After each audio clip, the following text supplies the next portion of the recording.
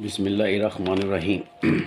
یہ میں آج آپ کو بتانا چاہتا ہوں کہ یہ دنیا نیوز ہے آج کا اخبار، اور اس میں یہ جو خبر چھپی ہے، لاڑکانہ سیلاب زدگان کے لیے غیر ملکی امدادی چاول کی فروخت کا انکشاف۔ اب دیکھیں یہ لاڑکانہ کس صوبے میں ہے؟